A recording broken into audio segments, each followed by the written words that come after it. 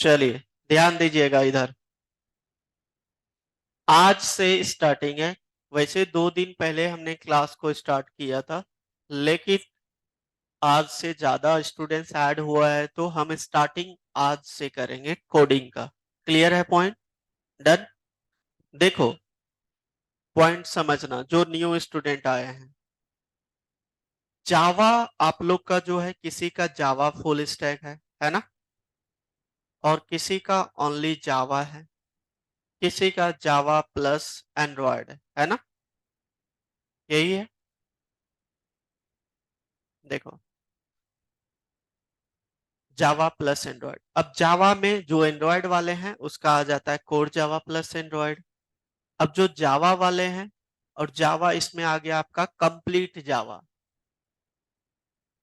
Complete जावा, इसको जावा expert भी कहते हैं, है ना? जिसमें कोर एडवांस दोनों आ गए। क्लियर है पॉइंट? और एक आ गया जावा फुल स्टैक, जिसमें जावा कंप्लीट तो है, उसके अंदर एड ऑन है आपकी फुल स्टैक की कॉन्सेप्ट। अब फुल स्टैक की कॉन्सेप्ट क्या है? जैसे किसी का रिएक्ट है, किसी का एंगुलर है, वो चीजें ऐड ऑन है। क्लियर है ना? तो आपका कोर्स क्या है? न्यू फुल स्टैक आपका। फुल स्टैक आपका, तो फुल स्टैक का भी है, ठीक है। अब देखो, फुल स्टैक समझना पहले बात। आप लोग फुल स्टैक क्यों चूज किया? आप लोग नहीं बताओगे? जिसको मैंने कल बताया परसों, आप लोग नहीं बोलोगे? क्यों चूज किया फुल स्टैक?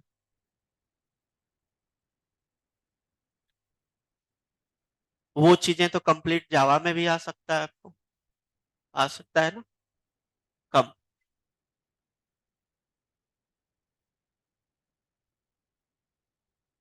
ठीक है, जावा सिक्योर लैंग्वेज है, पॉइंट सही है। हाँ वो देखो, हाँ वो तो है, कंटेंट पे नहीं जाएंगे हम, जाएंगे कोर्स पे अभी। कंटेंट तो सारा रहेगा, इंक्लूडिंग जो हाइबरनेट है, स्प्रिंग स्प्रिंग बूट है, वो सारा चीज रहेगा।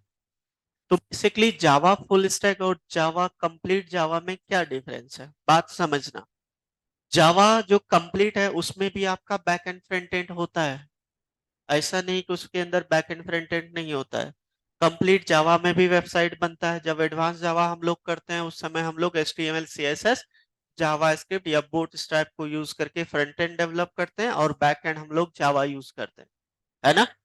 उसमें भी बैक एंड फ्रंट एंड आ गया, और आपका फुल स्टैक में भी बैक एंड फ्रंट एंड है। तो डिफरेंस क्या है? बताओ कोई भी। ये इंटरव्यू में पूछेगा आपसे कि आप जब इंटर करोगे ना, आप लिखोगे ना, I have done course Java full stack, तो पूछेगा first question, what is the difference between full stack and only Java complete Java? Because I am working from the last 10 year. मैं 10 साल से काम कर रहा हूँ as a Java full stack trainer profile, corporate trainer profile हूँ। और top 10 MNCs में मैं काम कर चुका हूँ, जैसे TCS के आयोन प्रोजेक्ट, TCS आयोन सुना होगा, उसके प्रोडक्ट पे काम किया हूँ। सिंपली लर्न के साथ काम किया हूँ, हेक्सावेयर के साथ काम किया हूँ, HCL टेक्नोलॉजी में 3 इयर्स बैंगलोर में काम किया हूँ। Same profile, corporate trainer profile. Java मैं करवाता हूँ, जावा के लिए मैं ओरेकल सर्टिफाइड हूँ, ठीक है। जावा फुल स्टैक 2014 से मैं रिएक्ट पे काम करता हूँ। इसलिए मैं पूछ रहा हूँ, देखो बहुत सारे स्टूडेंट्स कंफ्यूज ये हो जाते हैं कि जावा भी फुल स्टैक में आता है, इसमें भी फ्रंट एंड बैक एंड है, और फुल स्टैक में भी फ्रंट एंड बैक एंड है। तो डिफरेंस क्या हुआ? कुछ डिफरेंस आपके अकॉर्डिंग तो नहीं हुआ, है ना? बहुत बड़ा डिफरेंस है इसके अंदर, ठीक है, बहुत बड़ी डिफरेंस है। क्या डिफरेंस है? जावा फुल स्टैक के अंदर अगर मैं कंप्लीट जावा की बात करूं, इसमें आपका आ जाता है कोर जावा, देखिएगा थोड़ा सा, और दूसरा एडवांस जावा, AD जावा, ठीक है। और आपका डिजाइनिंग में आ गया वेबसाइट के लिए HTML CSS JS, ये आ गया। तो ये चीजें आपका कंप्लीट जावा में आ गया। इसके अंदर बहुत सारा कंटेंट है, पहले समझना लॉजिक को थोड़ी, ठीक है। तो ये आपका आ गया इसके अंदर।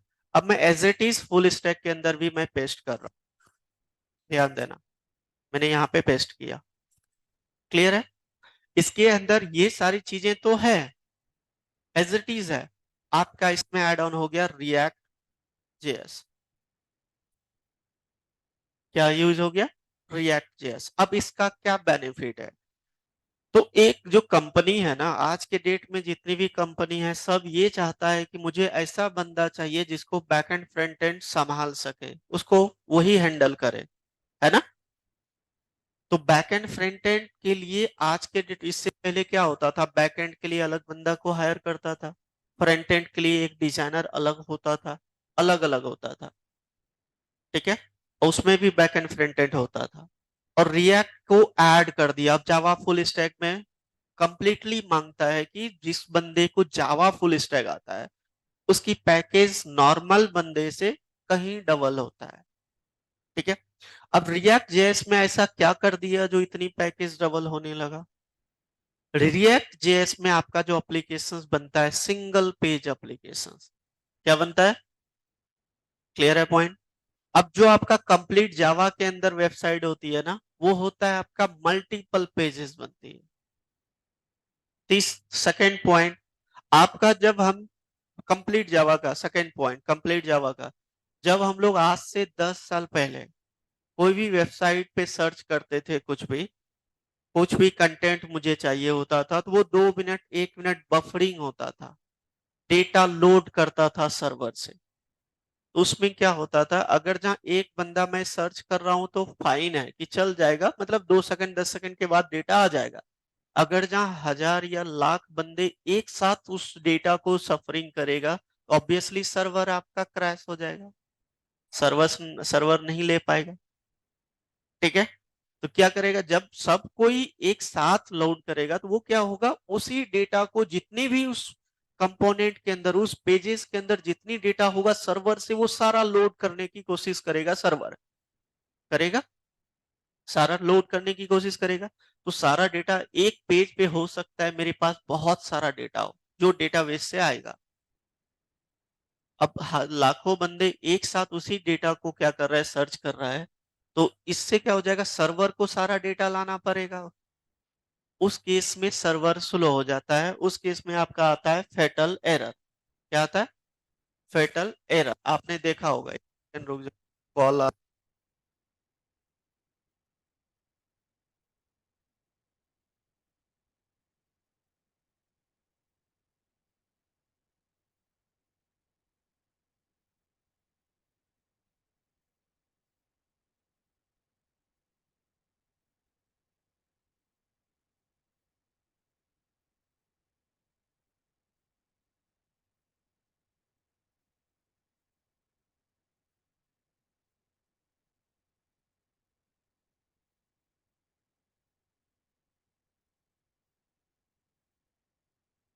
ध्यान दो, इधर इधर समझो, देखो बहुत इंपॉर्टेंट बात कर रहा हूँ, ये चीजें आप समझना। तो फेटल एरर क्या होता था, देखा होगा आज से 10 साल पहले कोई अगर यूज किया होगा कॉलेज टाइम में, फेसबुक कभी कभी ना चलता नहीं था, एरर आता था।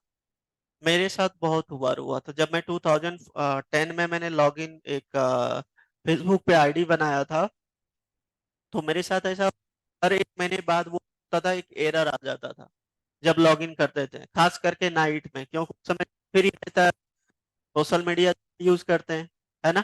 तो उस समय क्या होता था, फेटल एरर आता था। तो फेटल एरर क्यों आता था?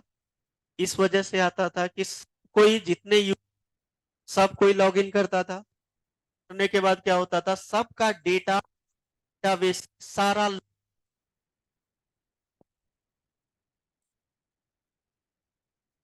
हेलो, हेलो, चलो देखो, तो सारा डेटा लोड होता था, सर्वर लोड नहीं ले पाता था, इस वजह से वो स्लो हो जाता था और सर्वर क्रैश हो जाता था।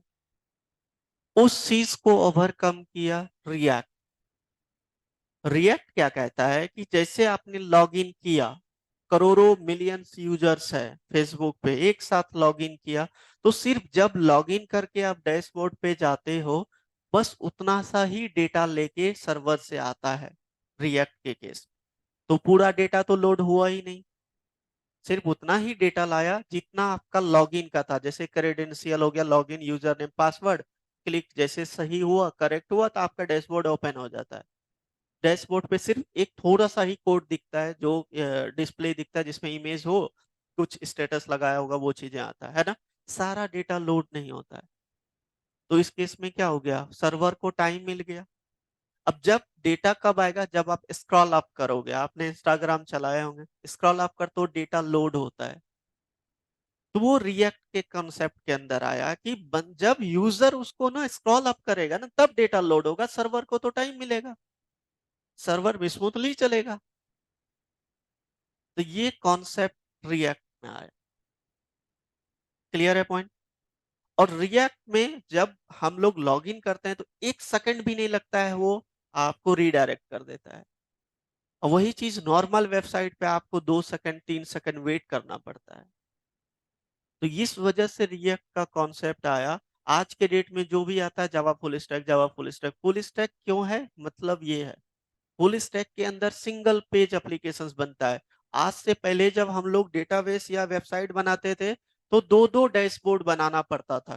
कैसे, अमेजन का साइट ले लो आप, वहां पे सपोज करो एक वॉच परचेज कर रहे हो, तो वो जो वॉच का डेटा है, जो इमेज है, प्राइस लिखा हुआ है, वो डेटाबेस से आ रहा होगा, आ रहा होगा ना कोई बैकएंड में बंदा बैठा होगा जो कि डेटा अपलोड कर रहा होगा। तो उसके लिए भी तो एक डैशबोर्ड होगा जहां से वो डेटा अपलोड कर रहा है ना। वहां से डेटा अपलोड कर रहा है, सर्वर में जा रहा है, सर्वर से यूजर के डैशबोर्ड पे आ रहा है ना। तो यहाँ पे दो दो डैशबोर्ड बन रहा है ना।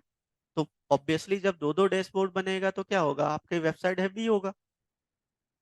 अब इसमें क्या कहता है, आप एक ही डैशबोर्ड पे दोनों काम कर सकते हो। सिंगल पेज एप्लीकेशंस एक ही डैशबोर्ड पे दोनों काम कर सकते हो। तो इजी हो गया ना, काम कम हो गया, लाइट वेट हो गया। क्लियर है पॉइंट। इस वजह से आपका रिएक्ट जेएस फुल स्टैक में इंट्रोड्यूस हुआ। डन, समझ गए नॉर्मल। अब देखो एग्जाम्पल मैंने इतना बताया, तो इसका मतलब मैं एग्जाम्पल दे के भी आपको दिखाता हूँ। देखिए, एक बीबीसी का चैनल है, आपने देखा होगा, बहुत बीबीसी एक न्यूज चैनल है। अब ये देखो, मैं इसके किसी भी प्रोडक्ट पे मैं क्लिक करूंगा तो यहाँ पे देखना इसको 2 या 3 सेकंड लगेगा उस डेटा को गेट करने में। चलिए हम करते हैं, यहाँ पे कोई ले लेता हूँ, ट्रवल का ले लेता हूँ। चलिए देखो यहाँ पे मूव हो रहा है ना, ये देखो, देख रहे हो। अभी तो सिर्फ मैं था, अगर जहाँ 100 बंदे करेगा तो और टाइम लेगा। यही चीज मैं रिएक्ट में दिखाता हूँ। रिएक्ट का वेबसाइट ही सिंगल पेज में बनी हुई है, मैं आपको दिखाता हूँ, ध्यान देना थोड़ा सा।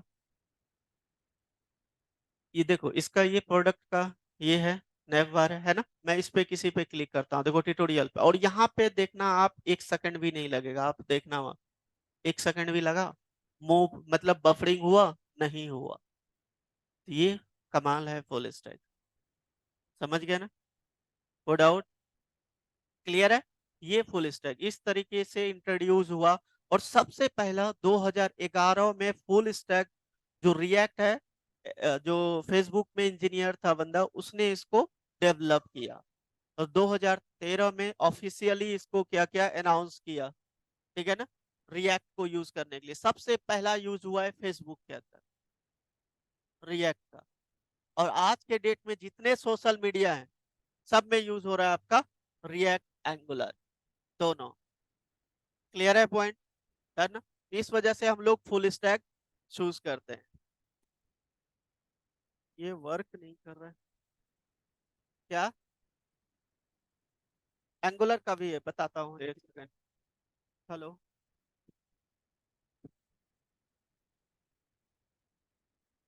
हेलो, चलो देखो। अब एंगुलर इसके अंदर दो आता है। देखो ये चीजें मुझे ये समझ गए ना, कंप्लीट जावा और इसमें क्या डिफरेंस है।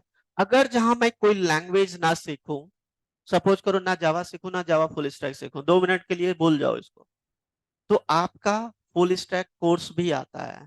फुल स्टैक कोर्स भी आता है, जिसके अंदर आपका 2 मॉड्यूल होता है, एक आता है आपका मन स्टैक, एक होता है आपका मेन स्टैक। ठीक है, ये भी कोर्स है। अब मन स्टैक मेन स्टैक का क्या मतलब हुआ, आज से पहले हम लोग जावा स्क्रिप्ट यूज करते थे वेबसाइट को इंटरेक्टिव एट्रैक्टिव बनाने के लिए यूज करते थे ना। और जावा स्क्रिप्ट की जो कोडिंग करते थे हम लोग, वो ऑलवेज ब्राउजर पे रन होता था, आउटसाइड ब्राउजर रन नहीं होता था। आज के डेट में आउटसाइड ब्राउजर रन होता है। ठीक है। अब आर्ट देखो एडवांस उसमें क्या हुआ, जो आउटसाइड ब्राउजर रन होता है उसमें चार चीजें ऐड ऑन हुआ, जैसे यहाँ पे लिखा है MERN, ये जावास्क्रिप्ट में ऐड हुआ। अब MERN का मतलब क्या होता है पहले समझना थोड़ा सा। M का मतलब होता है मोंगोडीबी, क्या होता है? मोंगोडीबी, जो कि डेटाबेस है। क्लियर है पॉइंट? दूसरा E4 होता है एक्सप्रेस जेएस, जो कि आपका नोड जेएस का फ्रेमवर्क है। नेक्स्ट है आपका R, R for React JS, जो कि रिएक्ट जेएस जावा स्क्रिप्ट का लाइब्रेरी है। And last one is Node JS. देखो सब में जेएस लगा हुआ है, लगा है ना, तो जावा स्क्रिप्ट का एडवांस है। अब जो मन स्टैक है इसके अंदर भी बैक एंड फ्रंट एंड होता है। अगर जहाँ आप कोई लैंग्वेज ना सीखो तो ऊपर भी आप बैक एंड फ्रंट एंड कर सकते हो यूजिंग मन स्टैक। क्लियर है पॉइंट? ये भी आपका सिंगल पेज एप्लीकेशंस को डेवलप करने के लिए यूज किया जाता है। ठीक है ना? तो ये, अब ये चीजें था सबसे पहले सेपरेट था, सेपरेट था तो सबने अब देखो कोई भी वेबसाइट बनता है तो फ्रंट एंड तो हर में यूज होता है, इसमें भी फ्रंट एंड यूज होगा। तो फ्रंट एंड के लिए इसने रिएक्ट को इंट्रोड्यूस किया था कि आप इसके मन स्टैक के अंदर आप रिएक्ट यूज करोगे फ्रंट एंड के लिए। ठीक है ना? और फ्रंट एंड में रिएक्ट से पहले जो आपकी चीजें आती है जैसे आपका HTML, ये कॉमन है। देखो HTML हो गया, CSS हो गया, जावा स्क्रिप्ट हो गया, आपका बूट स्ट्रैप हो गया, ये सब कॉमन है। ये आप चाहे जावा करो, PHP करो, .NET करो, ये कॉमन है सबका वेबसाइट डेवलपमेंट में। ठीक है ना? तो ये चीजें इसमें भी कॉमन है, इसके अंदर भी कॉमन है, ये चीजें तो है ही आपका, ये वाली चीजें इसमें भी है। अब इसमें क्या हो गया, ये चार चीजें हो गया एड ऑन, ताकि आप back and front end coding कर सको और सर्वर पे चला सको। ये होता है मन स्टैक। मैं इतना डिटेल्स में इसलिए बताया हूँ, मैं इस पे भी काम कर रहा हूँ, इस पे भी किया हूँ काम। ठीक है? अब इसके अंदर आ गया, देखो ये था मन स्टैक और ये है मिन स्टैक, ए है। और देखो यहाँ पे MEN तीनों कॉमन है, MEN कॉमन है। A4 हो जाता है आपका एंगुलर, क्या हो जाता है? एंगुलर। ये जावा स्क्रिप्ट का फ्रेमवर्क है। अब फ्रेमवर्क के अंदर क्या होता है, सारी चीज बनाई रहती है, आपको यूज करना आना चाहिए। सिंगल पेज एप्लीकेशन डेवलप करने के लिए एंगुलर फ्रेमवर्क यूज किया जाता है। ठीक है? और ये आपका लाइब्रेरी है। लाइब्रेरी को यूज करके आज के डेट में हम लोग क्या क्या बनाते हैं, हम रिएक्ट के अंदर मोबाइल एप्लीकेशन भी बना सकते हैं, वेबसाइट भी बना सकते हैं। ठीक है ना? ये दोनों चीजें कर सकते हैं जो रिएक्ट के अंदर है। तो ये भी आपका फुल स्टैक में आता है, ये आप कंफ्यूज मत होना, ये भी फुल स्टैक का कोर्स है।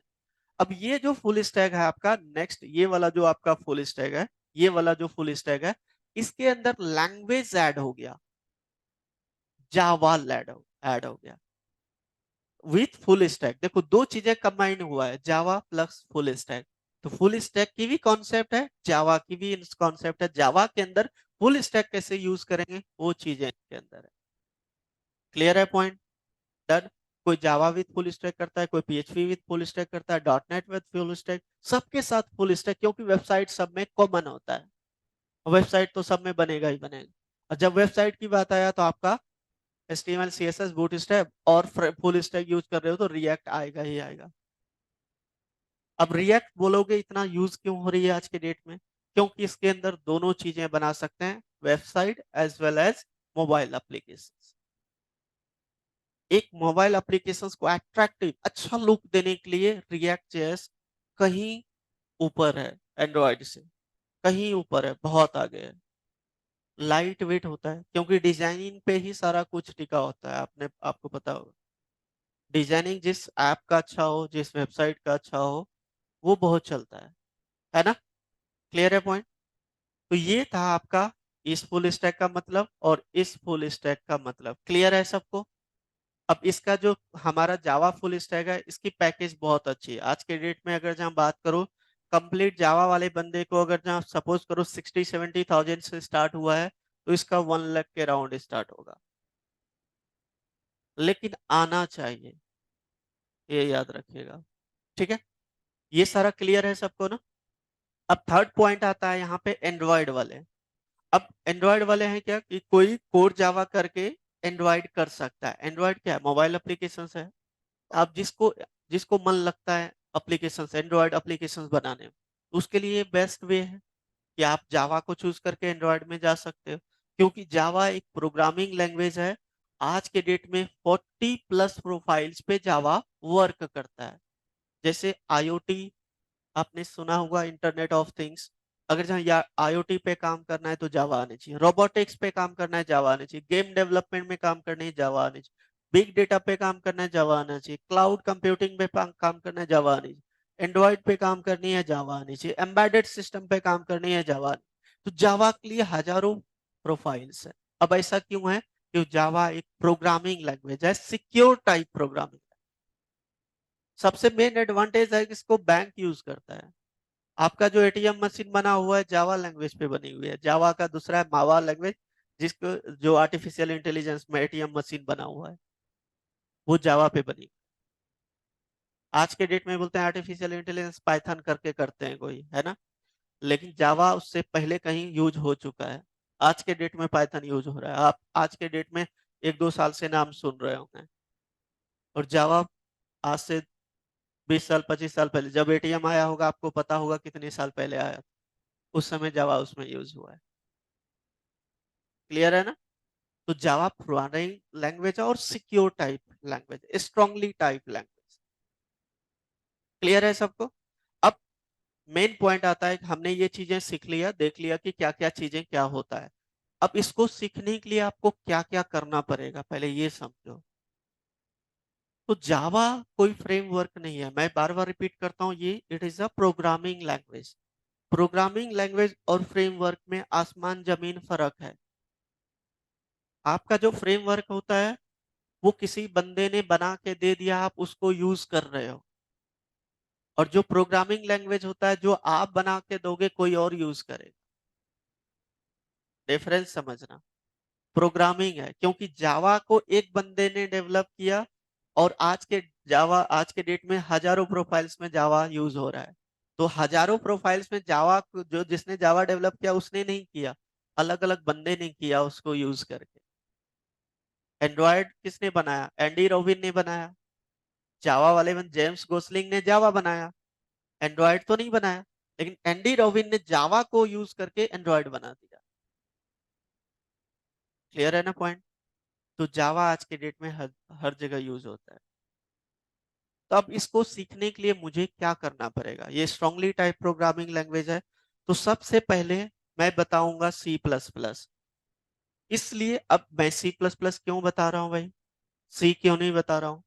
क्योंकि जावा एक object oriented programming language purely नहीं है, पार्शियली है। पार्शियली का मतलब होता है कि जब मैंने ओप्स का सारा कॉन्सेप्ट यूज ही नहीं किया, तो आप कैसे बोलोगे ये प्योरली है? अब इसलिए यूज नहीं किया क्योंकि इसके अंदर इसको लगा कि इसको करने से मेरी लैंग्वेज में प्रॉब्लम आ सकती है, हैक हो सकती है, सिक्योर नहीं हो सकता है, इसलिए उस चीज को हटा दिया ठीक है ना? तो सिक्योर बनाने के लिए उसने ओप्स की जो उसको अच्छा फीचर्स लगा उसको उसने यूज किया। इसलिए जावा स्ट्रांगली टाइप प्रोग्रामिंग लैंग्वेज। इसलिए बोलते हैं ऑब्जेक्ट ओरिएंटेड, लेकिन पार्शियली टाइप। ये partially object oriented programming, partially का मतलब पूरा यूज नहीं हुआ। ठीक है ना? अब ऑब्जेक्ट ओरिएंटेड प्रोग्रामिंग लैंग्वेज है, पहले ये तो समझना पड़ेगा ऑब्जेक्ट कहां से आया भाई। जावा भी तो किसी लैंग्वेज को यूज कर रहा होगा, है ना? ऐसे नहीं कि जावा के अंदर खुद का सिंटेक्स है। अब इसके अंदर भी लॉजिक्स किसी ना किसी लॉजिक से, किसी ना किसी अदर लैंग्वेज से आया होगा। समझ रहे हो बात? तो इसके अंदर जो लॉजिक्स आया था वो आया था सी प्लस प्लस से। कहां से? सी प्लस प्लस से।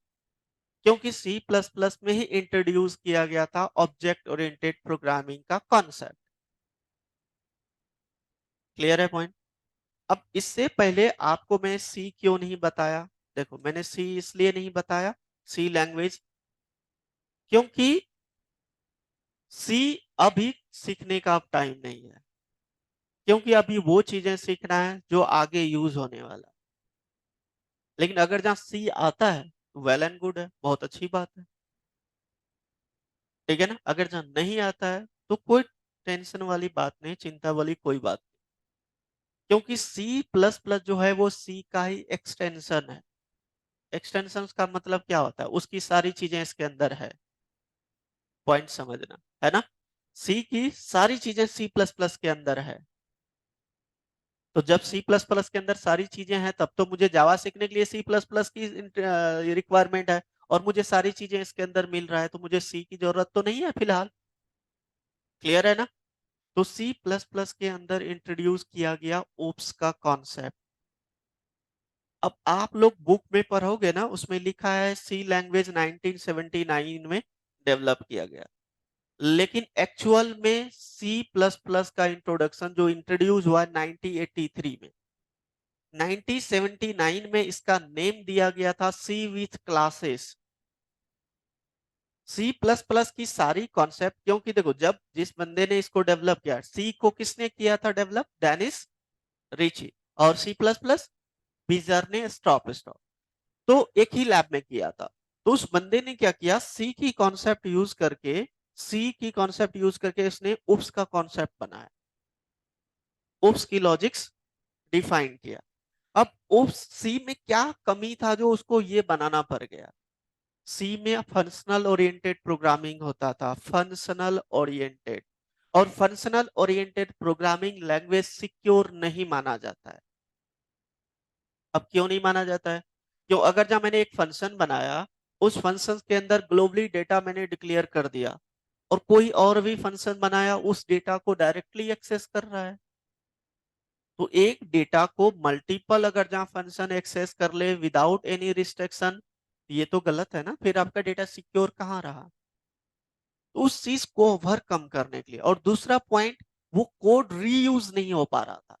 जब मैंने एक कोड बना लिया, दो नंबर का ऐड करना है, और मैंने एक प्रोग्राम बना लिया, अब मैंने फिर से कल कोई और प्रोग्राम बना रहा हूं अलग फाइल में, और मैं उस फाइल को यूज नहीं कर पा रहा हूं जो ऑलरेडी कोड बना हुआ है, कल से फिर मुझे कोड लिखना पड़ रहा है, तो ये तो गलत है। इस चीज को ओवरकम किया ओप्स कॉन्सेप्ट के अंदर। ओप्स कॉन्सेप्ट क्या कहता है कि आपका फर्स्ट प्रॉब्लम ये आ रहा था, डेटा सिक्योर नहीं, तो ओप्स के अंदर क्लास के अंदर प्रोग्रामिंग होती है, और क्लास के अंदर जो प्रोग्रामिंग होती है उसकी डेटा आप ले ही नहीं सकते। मैं प्रैक्टिकल करके दिखाऊंगा, पहले समझ, ठीक है। दूसरी पॉइंट कि सिक्योर हो गया, अब इसकी डेटा आप रीयूज कर सकते हो, क्योंकि इसके अंदर इनहेरिटेंस कॉन्सेप्ट है, जो हमने कल बना के रखा है मैं आज यूज कर सकता हूं, तो दोनों कम हो गया ना आपका। तो उसकी कॉन्सेप्ट इस वजह से इंट्रोड्यूस किया, ठीक है ना। उस समय सी लैंग्वेज जो था ना बहुत पॉपुलर था, 1972 में इंट्रोड्यूस हुआ था सी।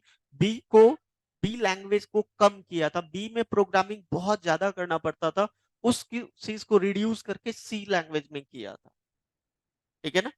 सबसे पहला लैंग्वेज आपका कंप्यूटर का है बीसीपीएल। बीसीपीएल फुल फॉर्म होता है बेसिक कंप्यूटर प्रोग्रामिंग लैंग्वेज, ठीक है, 1956 में। फिर आया बी लैंग्वेज 1966 में, ऐसा कुछ, ठीक है, 67 66 में आया बी लैंग्वेज। बी लैंग्वेज को ही कम करके सी किया गया, ठीक है ना। अब जो सी लैंग्वेज था उस समय बहुत पॉपुलर था, और जो सी प्लस प्लस जिसने डेवलप किया, जिसने ओप्स का कॉन्सेप्ट डेवलप किया, उसने ऐड कर दिया सी के साथ ही 1979 में। इसने बोला कि यार सी तो बहुत पॉपुलर है, आज के डेट में सबको यूज करता है, इसी के साथ ओप्स वाली कॉन्सेप्ट ऐड कर देते हैं, तो उस समय नेम दे दिया इसका सी विथ क्लासेस 1979। लेकिन प्रॉब्लम ये था कि इसका थोड़ा सिंटेक्स अलग है, इसका थोड़ा सिंटेक्स अलग है। तो प्रॉब्लम ये आ रहा था, जब दोनों सेम नहीं है, दोनों थोड़ा थोड़ा अलग है, तो उसने सोचा क्यों ना हम अलग ही कर देते हैं। तो 1983 में इसका नेम ही दे दिया, क्योंकि सी से बनाया गया था प्रोग्राम, तो इसका नेम दिया C plus plus. Clear point, कोई डाउट। तो सी प्लस प्लस इंट्रोड्यूस कर दिया नेम से, ऑफिशियली नेम 1983 में, लेकिन इसको इंट्रोड्यूस किया था 1979 में। डन, कोई डाउट। चलिए, अब भाई ओप्स के कॉन्सेप्ट के अंदर क्या क्या भाई एड ऑन किया जो इतना फेमस हो गया ये, तो इसके अंदर एड ऑन हुआ आपका क्लास। क्या एड ऑन हुआ, क्लास, ऑब्जेक्ट, इनहेरिटेंस, ठीक है। और इसका इसी में लिख देता हूं मैं टाइप्स एंड टाइप्स। क्लियर है पॉइंट। नेक्स्ट आपका इनहेरिटेंस के बाद हो गया आपका इनकैप्सुलेशन। इनकैप्सुलेशन नेक्स्ट इसने ऐड ऑन किया पॉलीमर्फिज्म। उसके बाद इसने ऐड ऑन किया इसके अंदर एब्स्ट्रैक्शन। क्लियर है। ये चीजें ऐड ऑन किया इसने सी प्लस प्लस, और इसका जो नेम दिया सी प्लस प्लस में इसको, इसका नेम दिया इसने ओप्स। क्या नेम दिया? ओप्स। इसने नेम दे दिया सी प्लस प्लस में, इसका नेम ओप्स। ठीक है, समझ रहे हो। तो इसकी वजह से अब इसका जो इनकैप्सुलेशन पॉलीमर फेज लिखा हूं, इसका भी टाइप्स होता है, इसका भी टाइप्स होता है। इसके भी इनहेरिटेंस 5 टाइप्स के होते हैं, किस तरीके वो हम डिस्कस करेंगे। तो ये चीजों की वजह से ओप्स कॉन्सेप्ट इंट्रोड्यूस हुआ। ओप्स का मतलब ये होता है object oriented programming system. Object oriented programming करने की जो हायरार्की होता है, स्ट्रक्चर होता है, वो चीज के अंदर इसने बताया, ताकि प्रोग्राम को रीयूज कर सके। जो चीजें प्रॉब्लम आ रही थी उस प्रोग्राम को इसने कम कर दिया। अब इसी कॉन्सेप्ट को जब रीयूजेबिलिटी के लिए आ गया ना, तो सारी लैंग्वेज यूज करने लगा, चाहे डॉट नेट हो, पाइथन हो, पीएचपी हो। भाई इससे तो इजी हो गया ना अब इसको, क्योंकि जो कोड मैंने कल किया था आज मैं इसको यूज कर सकता हूँ, और प्रोग्रामिंग सिक्योर हो गया। तो इसने इसको यूज करने लगा सब कोई। तो आज के डेट में जावा भी यूज करता है, पाइथन भी यूज करता है, डॉट नेट भी यूज करता है। उप्स की कॉन्सेप्ट, तो उप्स की कॉन्सेप्ट जब कोई भी लैंग्वेज आप सीखते हो, तो अगर जहां आप नॉन टेक्निकल बैकग्राउंड से हो, या आपको 2-3 साल हो गया है कि मैंने छोड़ दिया था, अब फिर से सीखना चाह रहा हूं, तो सबसे पहले आपको उस चीज को सीखना है जो यूज होने वाला है। ठीक है ना। मेरा छोटा सा एग्जांपल है, देखो आप जब कार चलाते हो या आप बाइक ड्राइव करते हो, तो सबसे पहले आपको क्या बताया जाता है? ये क्लच है, यहाँ से स्टार्ट करना है। ऐसा नहीं कि आपको चला दिया भेज दिया, ऐसा नहीं करते हैं ना। तो सबसे पहले इसको बॉडी, पार्ट ऑफ बॉडी बताता है, ये पार्ट इसमें यूज हुआ है, इसका मतलब ये होता है। तब आपके माइंड में बैठ, अच्छा इसका ये काम है, इससे अच्छा आप सेफली चला सकते हो उसको, है ना। वही चीज है, ये चीजें इसमें यूज होता है, तो आप इसको पढ़ लोगे तो जावा इजिली आप कर सकते। ठीक है ना। कोई डाउट? अब अब ये चीजें जो हम लोग कवर करेंगे, ये तो कवर करेंगे ही करेंगे। अब आ गया आपका बेसिक भी। बेसिक भी जो सी प्लस सी के अंदर था, data type, variable, keyword, control statement, array, function, वो एज इट इज आप सी प्लस प्लस में कर सकते हो। तो एज इट इज वो उठा के रख दिया इसके अंदर, वो सिंटेक्स थोड़ा चेंज कर दिया। ठीक है ना। तो सी प्लस प्लस बेसिक, अगर जहां आप सी प्लस प्लस कर लेते हो, कोई भी लैंग्वेज दुनिया का सीख सकते हो, अगर जहां सी नहीं भी आता। क्लियर है ना। कोई डाउट? तो इसलिए मैं जावा करवाने से पहले, चाहे 4 दिन हो या 5 दिन हो, 6 दिन, ये क्लास देता हूं, ताकि उसको थोड़ा सा लॉजिक बिल्ड हो जाए। लॉजिक बिल्ड हो जाएगा, जावा सीखने में मजा आएगा। क्लियर है पॉइंट। अब इसको सीखने के लिए मुझे क्या रिक्वायरमेंट होगा? तो सबसे पहले तो रिक्वायरमेंट है आपके पास लैपटॉप होनी चाहिए। ठीक है, ये तो होनी ही चाहिए, या डेस्कटॉप होनी चाहिए। दूसरा पॉइंट है कि आप जो प्रोग्रामिंग सी प्लस प्लस का करोगे, किस प्लेटफॉर्म पे करोगे।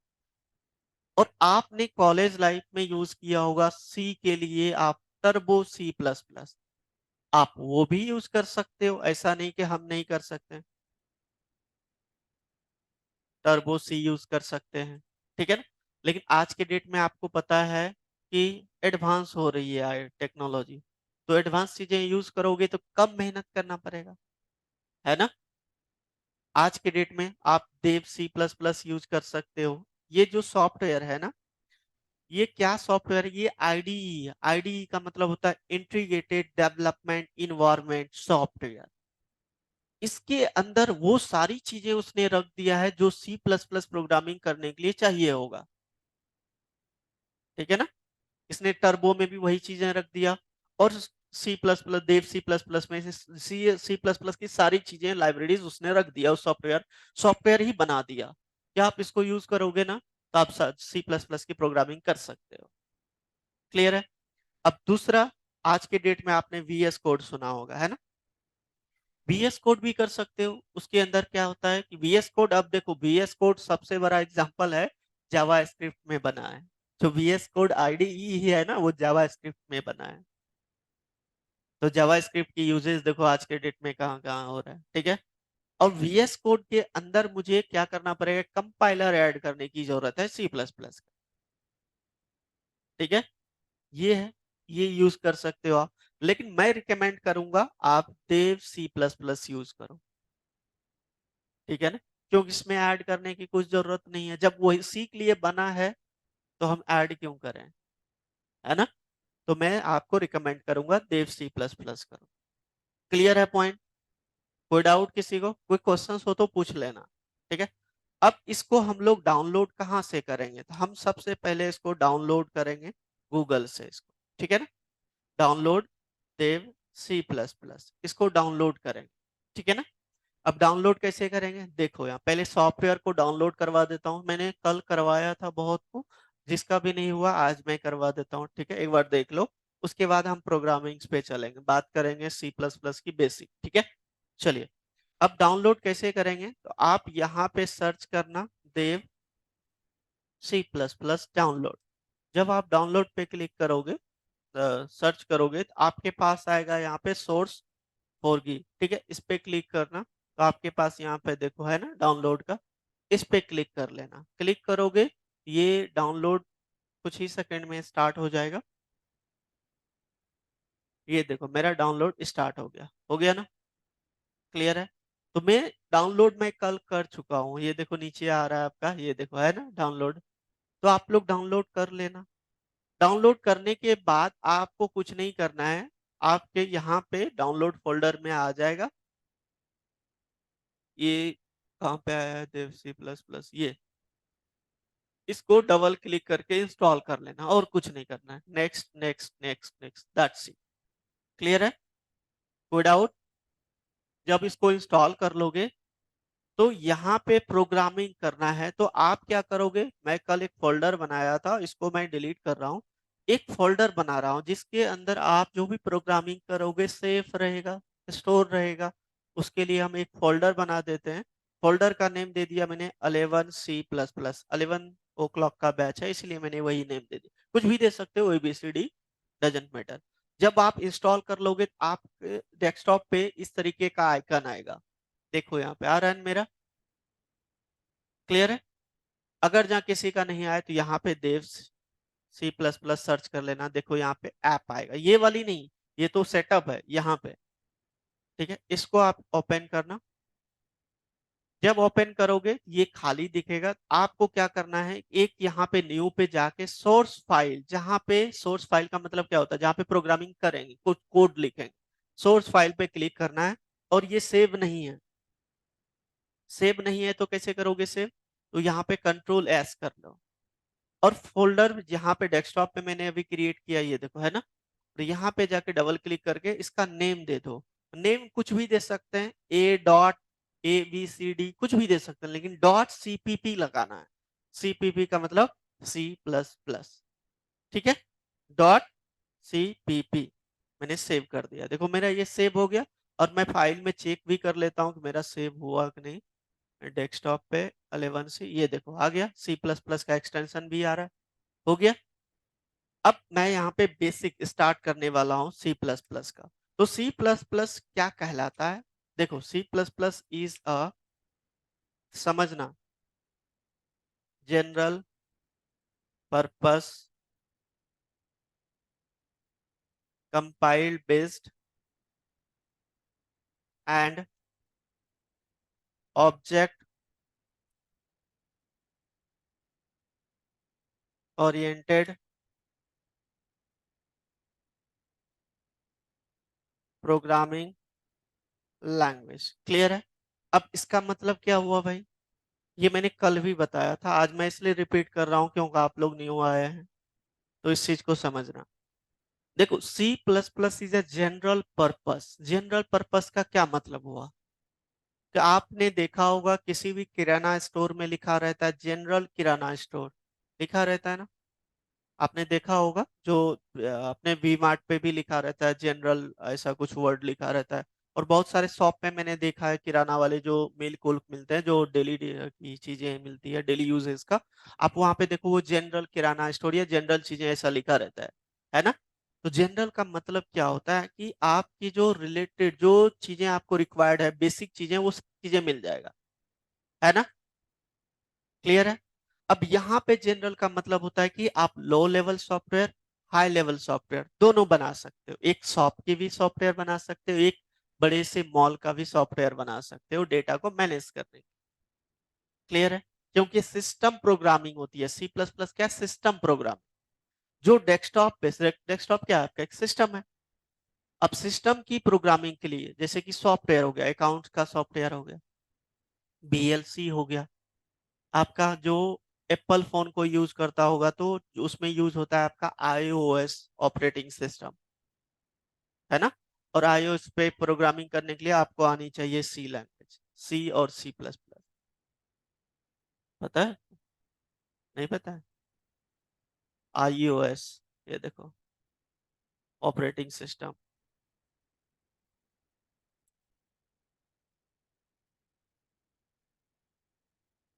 ये देखो एप्पल का आ रहा है, ये एक ऑपरेटिंग सिस्टम, जैसे आपका विंडो क्या है, ऑपरेटिंग सिस्टम है ना?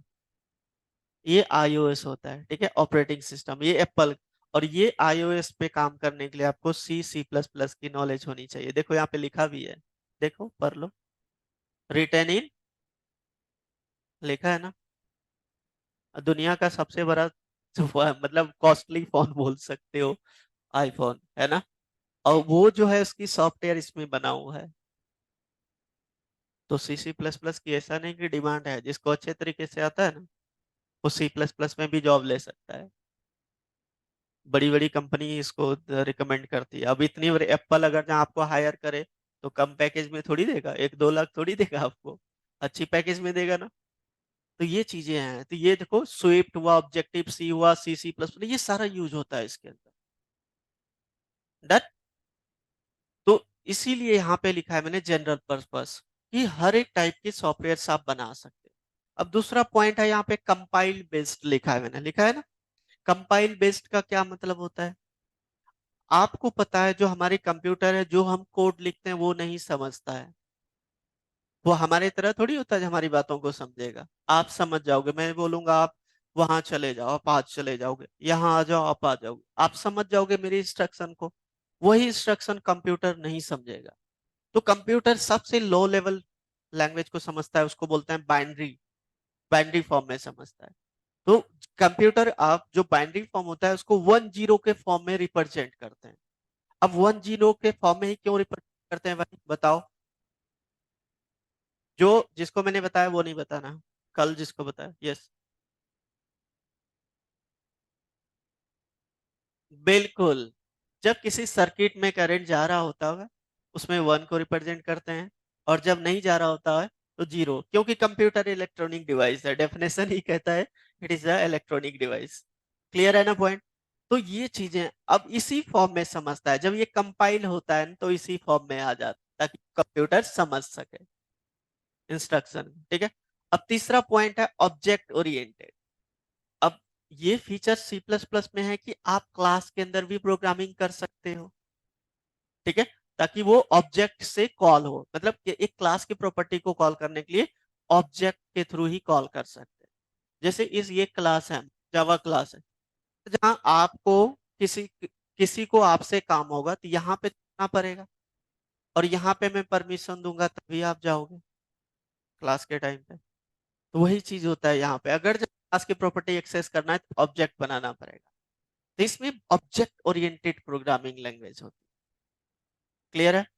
अब तीसरा पॉइंट है कि तीसरा पॉइंट ये कि सी में फंक्शनल ओरिएंटेड प्रोग्रामिंग लैंग्वेज होता है। क्या सी प्लस प्लस में वो प्रोग्रामिंग कर सकते हैं फंक्शनल ओरिएंटेड? ऑलवेज कर सकते हैं, क्योंकि एक्सटेंशन उसी का है। तो इसमें दोनों टाइप कर सकते हैं, functional oriented, object oriented. Clear है पॉइंट? डन। तो ये पॉइंट लिख लीजिए आप लोग। C++ is a general purpose compile based and object oriented. ठीक है, C++ डेवलप बाय, लिख लो, C++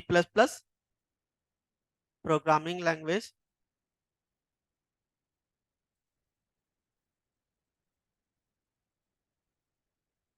डेवलप्ड बाय, देखो विजर ने स्टॉप स्टॉप नेम है तो नाम अच्छे से थोड़ा लिखना, C++ फाउंडर, देखो है ना, विजर ने स्टॉप स्टॉप, और यहाँ पे देखो लिखा भी है 1979, मैंने यही चीजें बताया था। ठीक है, 1979, ये वाली पॉइंट लिख लो, इसको थोड़ा सा मैं छोटा कर देता हूँ। ठीक है, इन 1979।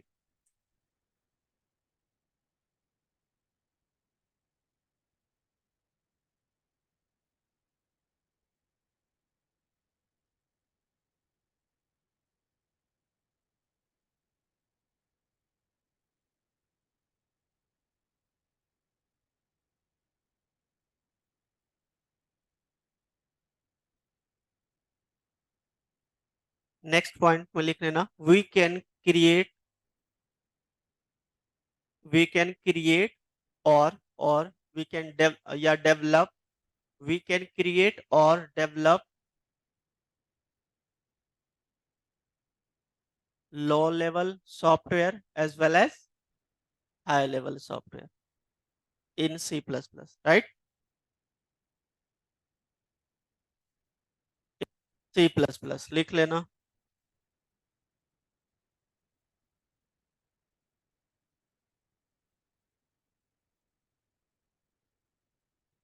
इन C++, क्लियर है, we can develop low level software as well as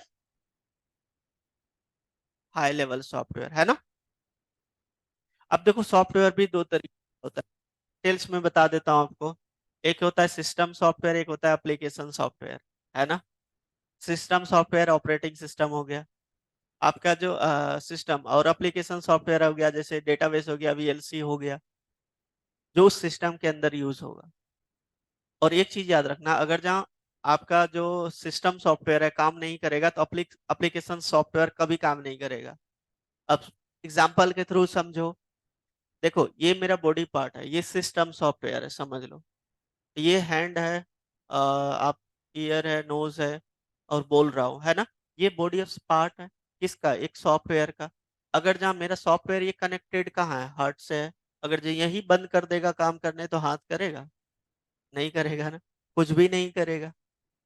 clear है पॉइंट। तो सिस्टम अगर जहाँ आपका विंडो करप्ट हो गया तो कोई भी चीजें यूज कर पाओगे उसका आप, नहीं कर पाओगे, तो ये चीजें याद रखिएगा। तो सॉफ्टवेयर भी दो तरीके का होता है, एक होता है सिस्टम सॉफ्टवेयर, एक होता है application software. I hope done, clear है ना। चलिए, डन। अब ये चीजें हमने डिस्कस कर लिया, अब हम बात करते हैं प्रोग्रामिंग पे, है ना। चलिए, अब C++ में सबसे पहला प्रोग्रामिंग मैं क्रिएट करने जा रहा हूं, फर्स्ट प्रोग्राम।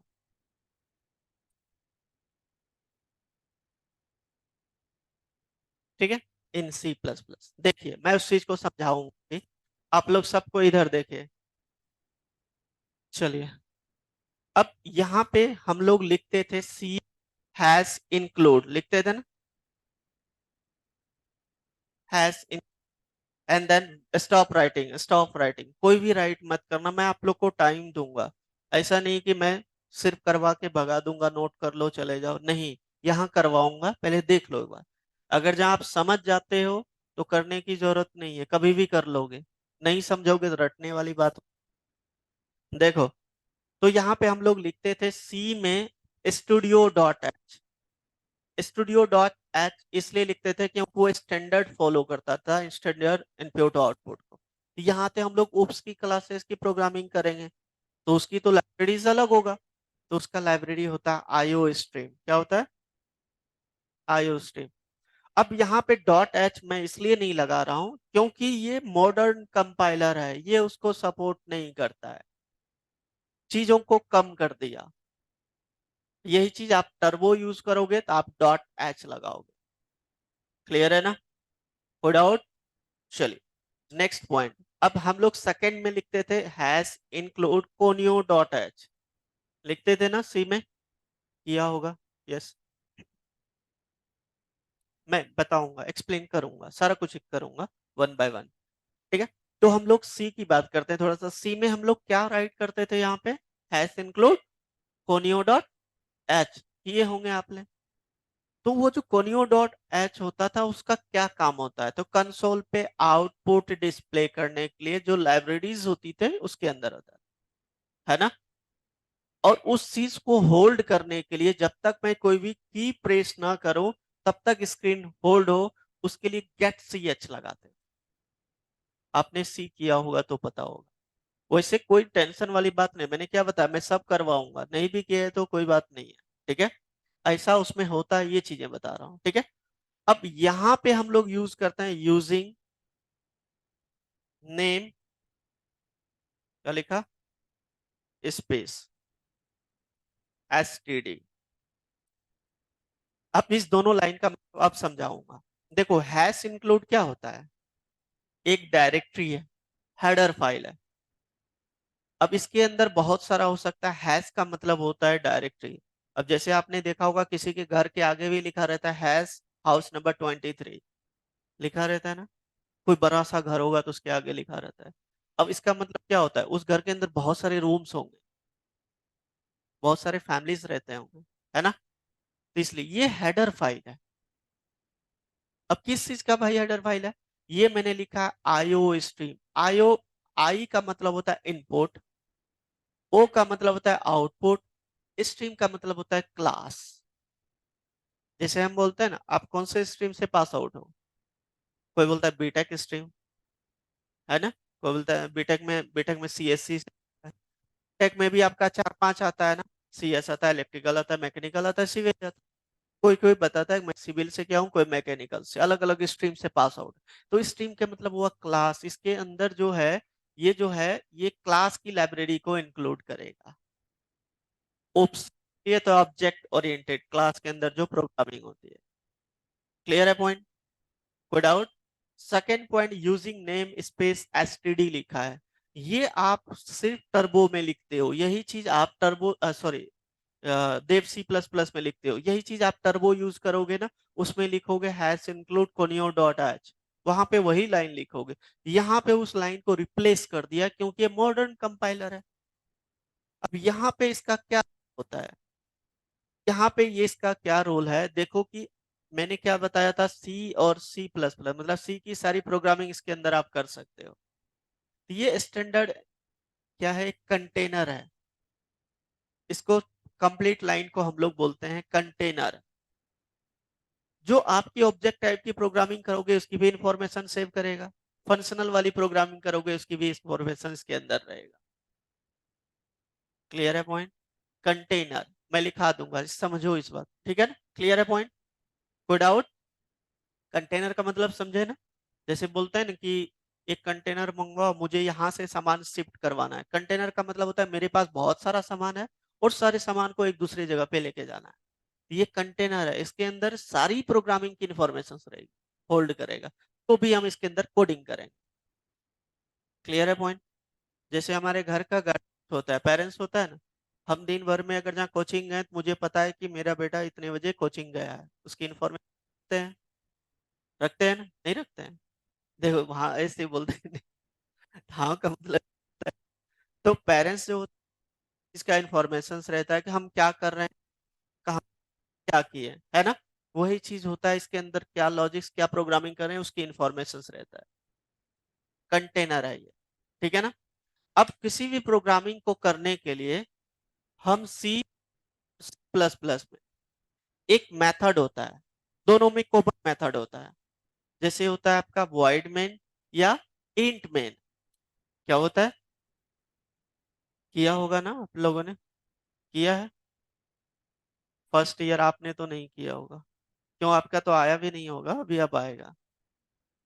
ठीक है, चलो कोई बात नहीं, सी प्लस प्लस को कंसंट्रेट करो। ठीक है, तो कोई भी प्रोग्रामिंग करने से पहले ना जो प्रोग्रामिंग लॉजिक लिखते हैं सबका एक मेथड होता है, प्री डिफाइंड मेथड होता है, मेन मेथड, जिसमें हम लोग लॉजिक्स लिखना स्टार्ट करते हैं, और उसी मेन मेथड को उसका कंपाइलर समझेगा। अगर जहां मेन मेथड से बाहर लिखोगे तो उसका कंपाइलर नहीं समझेगा कि आपने क्या लिखा है। क्योंकि मेरा भी, जैसे मैंने यहाँ पे कुछ बनाया है, सपोज करो मैं यहाँ पे जॉब कर रहा हूँ, तो मेरा ये है ना कि इसी लैब में आओगे तो जावा पर आऊंगा। अगर जहाँ उस लैब में जाके बैठे होगे तो हम कैसे पढ़ाएंगे, आप नहीं कराएंगे। तो वही चीज होता है, इसके अंदर मेथड होता है।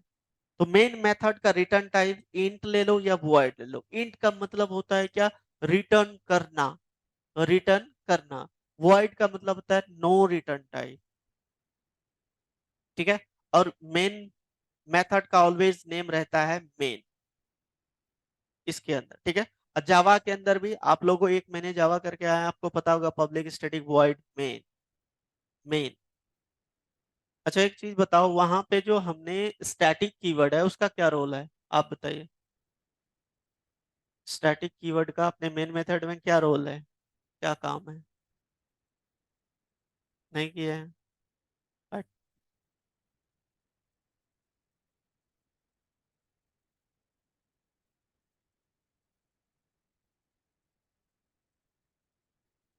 स्टैटिक कीवर्ड अलग आ गया। मैं स्टैटिक कीवर्ड की मेन मेथड के अंदर जो आप लिखते हो ना, उसका क्या काम, मेन मेथड है ना, पब्लिक स्टैटिक वॉइड मेन जावा के अंदर लिखते हो ना, वहां पे स्टैटिक लगाते हो ना, उसका क्या, का क्या काम है, होता है ना। आपका सपोज करो, आप कहीं पे कोई कीवर्ड यूज कर रहे हैं तो उसका कोई तो पर्पस होनी चाहिए ना, वहां पे इसका क्या पर्पस है। सर बताए होंगे, एक्सप्लेन किए होंगे आपको, नहीं किए? अच्छा चलिए, कोई बात नहीं, हम बात करेंगे वहां पे, चलो करेंगे। अब देखो यहाँ पे मेन मेथड है, और यहाँ पे हम लिखे सी आउट। सी आउट क्या होता है, सी मतलब कंसोल, आउट मतलब आउट करो, मतलब कंसोल पे जो चीजें मैं यहाँ पे लिख रहा हूँ उसको आप प्रिंट करो। और यहाँ पे जो ये सी आउट है, ये है प्री डिफाइंड ऑब्जेक्ट, जो ओ स्ट्रीम क्लास से बिलोंग्स करता है। क्या है ये, प्री डिफाइंड ऑब्जेक्ट, समझ रहे हो आप?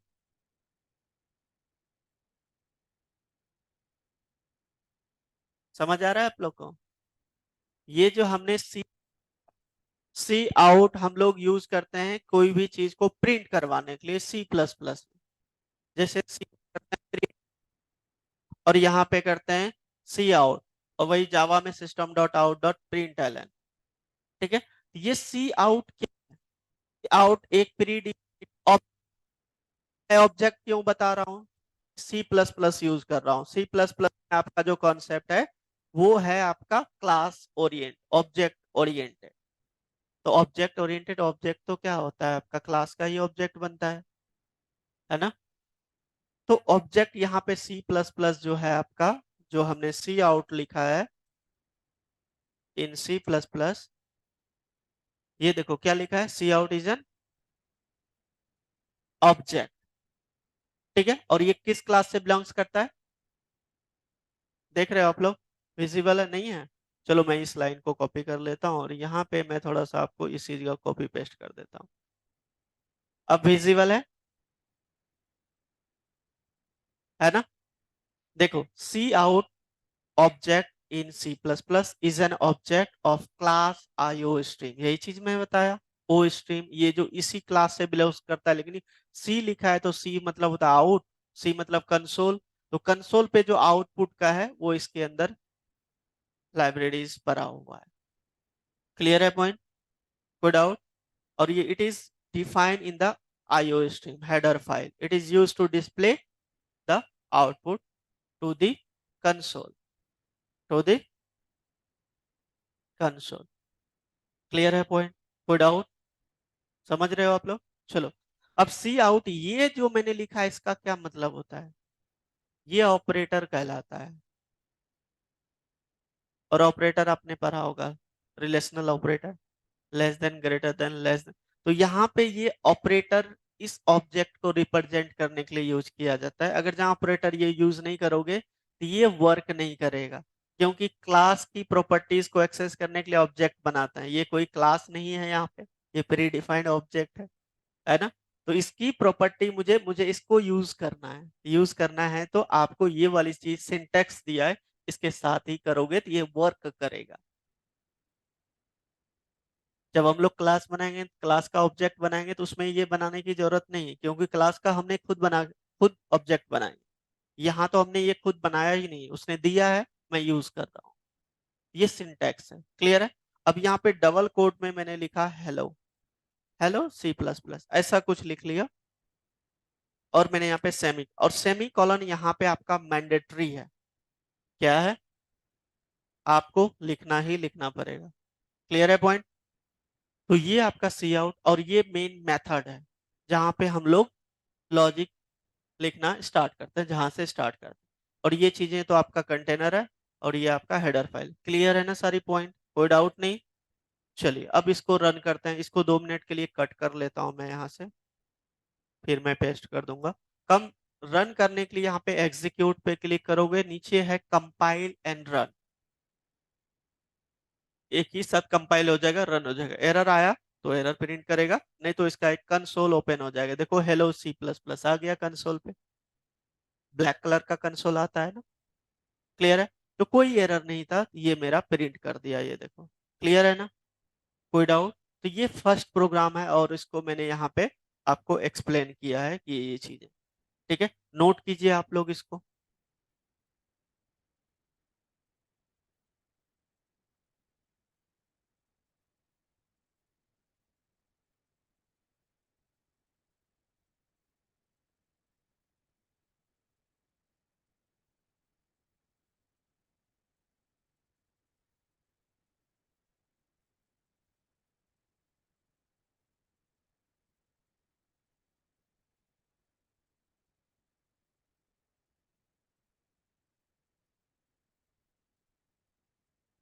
पहले नोटबुक में नोट कर लीजिए, उसके बाद रन कीजिएगा, ठीक है। नोट कर लीजिए फर्स्ट नोटबुक में।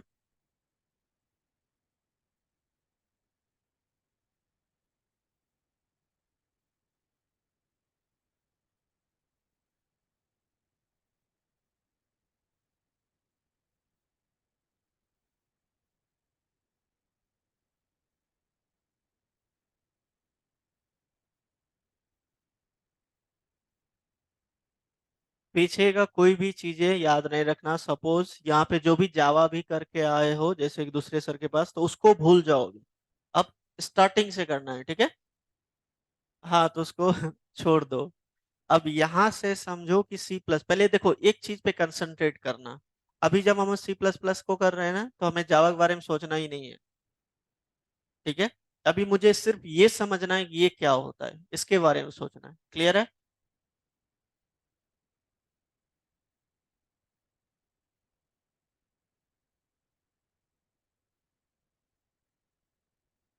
किसी को कोई डाउट हो तो आप पूछ सकते हो, मैं एक बार नहीं 2 बार एक्सप्लेन कर दूंगा, लेकिन वो चीजें समझ आ जानी चाहिए, ठीक है। और एक बात याद रखना, जितना मैं करवाता हूँ मैं टेस्ट भी लेता हूँ।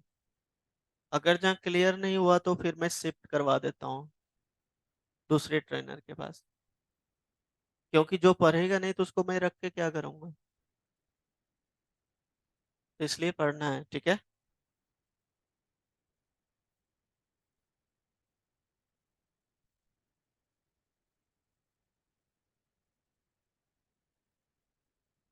यस यस पूछो।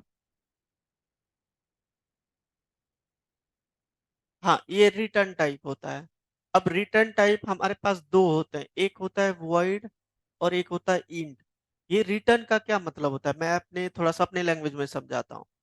जैसे देखो कि अगर जहाँ आप अमेजोन से कुछ ऑर्डर करते हो, कोई चीज खराब लगने गया तो आप रिटर्न करते हो, उसके पास जाता है ना। तो यहाँ पे मैंने बता दिया रिटर्न, कि इसके अंदर कोई इन फ्यूचर में ऑपरेशंस परफॉर्म करूंगा, या कोई अलग सा फंक्शन बना के या कोई अतर रिटर्न करवाऊंगा, मेन मेथड उसको रिसीव कर लेगा। वॉइड मतलब नहीं करेगा। वॉइड मतलब क्या, कि आपके पास अगर जहाँ सामान अच्छा निकल गया, क्यों रिटर्न करवाओगे? नहीं करोगे ना। नो रिटर्न टाइप, कुछ रिटर्न नहीं करेगा। समझ गए? और कुछ? हाँ, ये कर्ली, ये है आपका जो है ना, इसको बोलते हैं हम लोग कर्ली ब्रेसेस, और ये पैरेंथेसिस होती है। ये पैरेंथेसिस ऑलवेज आपका मेथड और फंक्शंस के साथ लगता है, ये वाली नहीं, क्लोज नहीं होता है इसके अंदर, ठीक है ना। सिर्फ आपका ओपनिंग होगा, क्लोजिंग नहीं। जैसे कि आपका HTML हो गया, अदर में क्लोज करना पड़ता है, इसमें नहीं है। HTML वाले पूछ रहे हैं, मुझे पता है HTML में क्लोज करते हैं। ठीक है, चलो कर लो। अब रन कीजिए आप लोग इसको, सब कोई चलाइए अपने अपने लैपटॉप में। पहले एक तो प्रोग्राम चलाओ, फिर आगे करवाऊंगा। यस, पूछना है कुछ? आपको आपको हाँ, आईओ स्ट्रीम। देखो, आईओ, आई का मतलब होता है इनपुट। इनपुट का मतलब क्या होता है? इन फ्यूचर यूजर से जो यूजर वैल्यू इंटर करेगा, उसको भी तो रिसीव करना है किसी वेरिएबल में। आउटपुट, उसको दिखाना भी तो है।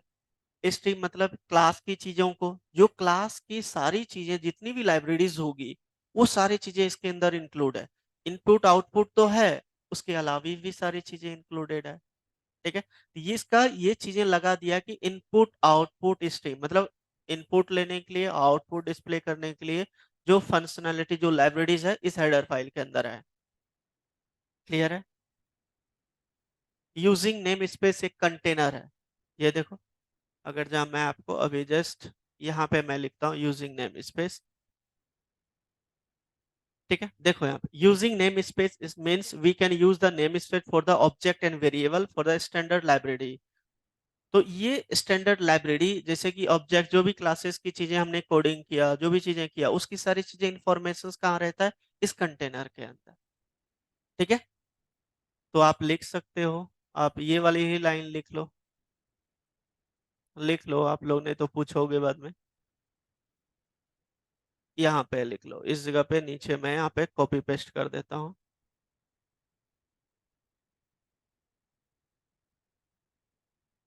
ये वाली पॉइंट। ठीक है,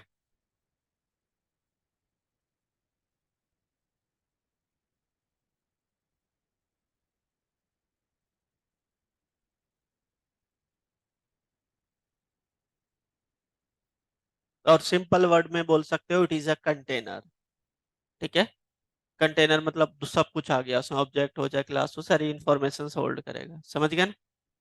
और कुछ हो गया? और हाई स्ट्रीम तो बता दिया, उसको लिखने की जरूरत नहीं है, इतना सा याद रखना। ठीक है, लिखना है तो लिख लीजिए, वो भी लिखा देता हूँ, चलिए।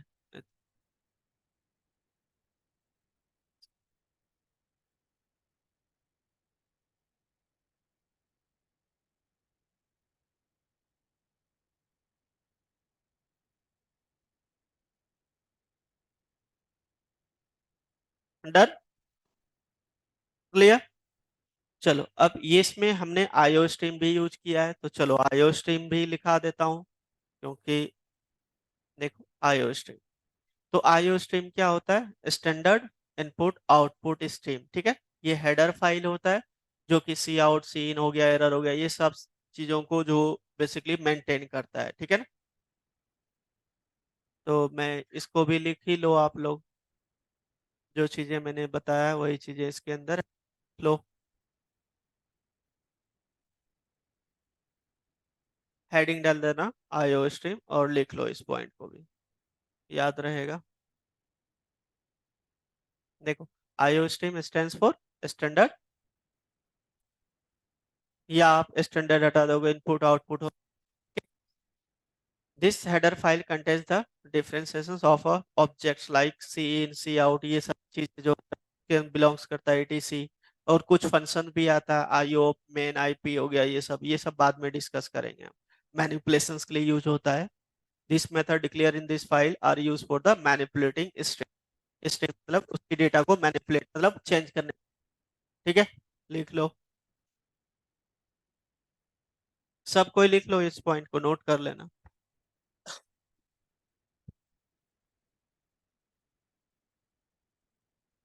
आईओ स्ट्रीम लिख लेना।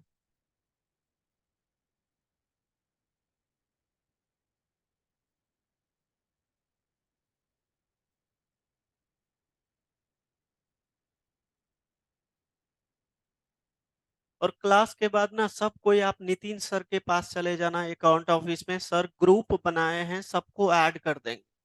ठीक है, उस ग्रुप के अंदर जो मैंने आज कवर किया है, एक गूगल ड्राइव का लिंक शेयर कर दूंगा, और उस लिंक को जब आप ओपन करोगे तो आज का लेक्चर, जो भी आज का लेक्चर है वो अपलोडेड मिलेगा, ठीक है ना। तो डे बाय डे उसी गूगल ड्राइव पे आपको लेक्चर मिलते जाएगा, ठीक है ना। तो ग्रुप में ऐड हो जाओगे तभी आपको मिलेगा, तो ग्रुप में ऐड हो जाना।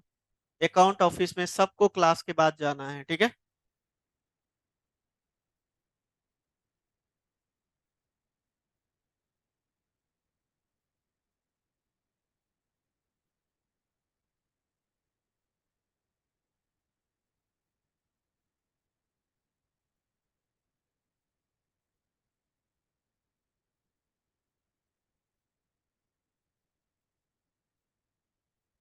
डिप्लोमा स्टूडेंट सब कोई नोट करोगे, सबका मैं चेक करूंगा, सबका कॉपी चेक करूंगा मैं।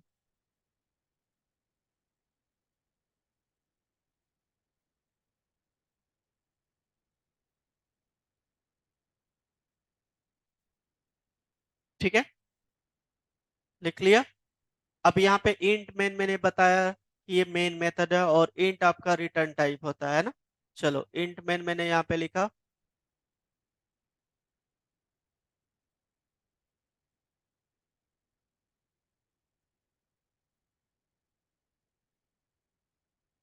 सिर्फ मेन लिख लो अभी, इंट।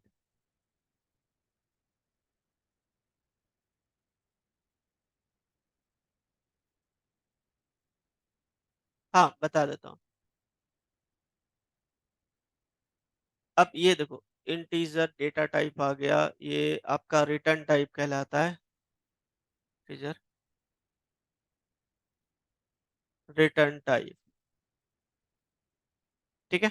ये आपका रिटर्न टाइप कहलाता है इंट। मतलब रिटर्न टाइप का मतलब क्या होता है, इंट मतलब होता है कि रिटर्न करेगा कुछ ना कुछ, इंटीजर वैल्यू रिटर्न करेगा, ठीक है। जैसे इंटीजर वैल्यू कब रिटर्न करता है मैं आगे बताऊंगा। जैसे कि 1 और 0 पे हम लोग लगाते हैं, रिटर्न कर देते हैं 1। 1 का मतलब क्या होता है, ट्रू। 0 का मतलब क्या होता है, फॉल्स। तो जी आपका जो सी प्लस प्लस में होता है, 1 हो या 2 हो, 3 4 5 6 7, ये आपका ट्रू ही रहेगा, और 0 पे फॉल्स हो जाए, ठीक है। ये चीज। और मेन मेथड क्या होता है, जहां से हम लोग प्रोग्रामिंग लिखना स्टार्ट करते हैं, मेन मेथड है उसका। क्लियर है ना। डन। यस, क्या हाँ पूछ रहे थे, आप बताइए। आप पूछ रहे थे कुछ। ये पॉइंट ना, ये मैनिपुलेटर का क्या मतलब होता है कि जैसे कि कोई मैथमेटिक्स फार्मूला है, जैसे मैंने ऐड किया, अपडेट किया, डिलीट, ऐड किया, सबट्रैक्ट किया, स्क्वायर नंबर निकाला, तो वो क्या हो रहा है, डेटा आपका मैनिपुलेट हो रहा है, चेंज हो रहा है। उसी को बोलते हैं मैनिपुलेशन, ठीक है ना। क्लियर है, कोई दिक्कत यहाँ तक। डन। अब आप सबको रन करके दिखाओ, पहले इतना करो। यस।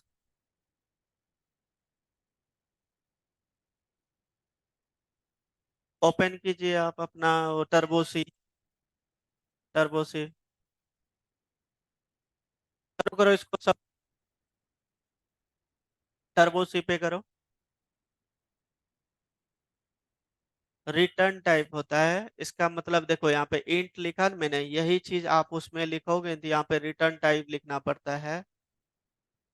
Return zero. जीरो का मतलब क्या हुआ, रिटर्न जीरो कर रहा हूँ, मतलब कि ये वाली प्रोग्राम मैंने दिया, क्योंकि मुझे कुछ रिटर्न अभी तो नहीं करवाना ना, इसके अंदर किसी को भेजना नहीं, सिर्फ प्रिंट करवा रहा हूँ इसी के अंदर। तो जब रिटर्न ही नहीं करवाना है तो मैंने जीरो लिख दिया। जैसे मैंने यहाँ पे लिख दिया मैंने A+B, तो ये तो अब रिटर्न करवा रहा हूँ ऑपरेशन 2 नंबर का, ये 2 नंबर कहीं ना कहीं प्रिंट करवाऊंगा, वो जो रिसीव करेगा, उस समय पे हम रिटर्न कीवर्ड का समझेंगे। अभी यहाँ पे जीरो, जीरो का मतलब हो रहा है कुछ रिटर्न नहीं, मतलब मैं इसी में प्रिंट करवा रहा हूँ, तो रिटर्न कहाँ करवा रहा हूँ, किसी को कुछ थोड़ी भेज रहा हूँ, नहीं भेज रहा हूँ ना। अब अगर जहाँ मैं ये नहीं भी लिखूंगा तो पर भी चलेगा, जब किसी को भेज ही नहीं रहा हूं तो मतलब क्या बनता है, समझ रहे हो मेरी बात ना। ये जब किसी को रिटर्न भेजेंगे तभी तो मतलब बनेगा। क्लियर है पॉइंट। तो इसीलिए मैंने यहाँ पे डिफॉल्ट छोड़ दिया है, लेकिन टर्बो में आपको लिखना पड़ेगा, चीज मैं बार बार बोल रहा हूँ। तो इसको फॉलो करो, उसको नहीं, ठीक है, इसके अकॉर्डिंग तो कंफ्यूजन हो जाएगा। तो यहाँ पे हमने अभी छोड़ दिया। अब ये रिटर्न कीवर्ड जो हमने यहाँ पे लिखा है, अगर जहाँ यहाँ पे void लिखूंगा, तो सपोज करो ये यहाँ पे void लिखूंगा, तो void का मतलब होता है नो रिटर्न टाइप। क्या होता है? नो रिटर्न टाइप, मतलब रिटर्न तो कर ही नहीं रहा हूं, रिटर्न नहीं कर रहा हूं। तो ये आपका रिटर्न टाइप होता है void और int। int का मतलब होता है रिटर्न। जब आगे हम लोग देखेंगे फंक्शन, उसमें होता है रिटर्न करना होता है ऑपरेशन, एक होता है नो रिटर्न टाइप। फंक्शन भी चार तरीके का होता है: function with argument with return value, function with argument no return value, function with return value with argument no return value, no argument. तो चार होते हैं।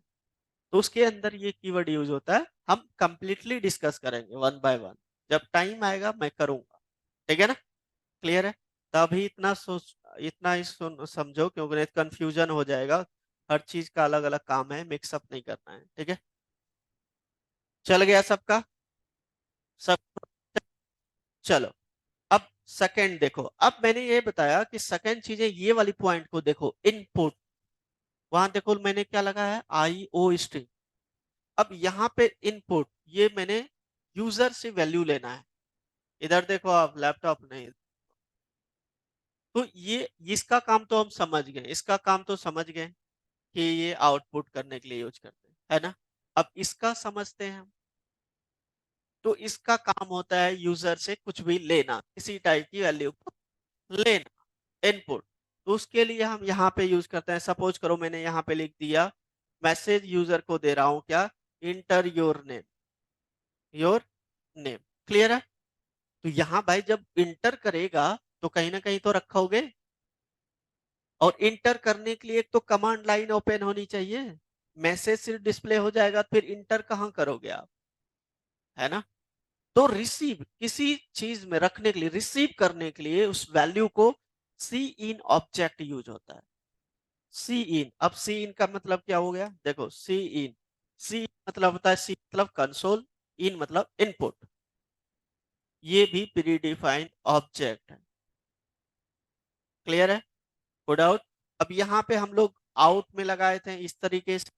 अब आपको जब लेना, ये आउट का होता है सिंबल, जब लेना है तो आपको इस तरीके से लेना है।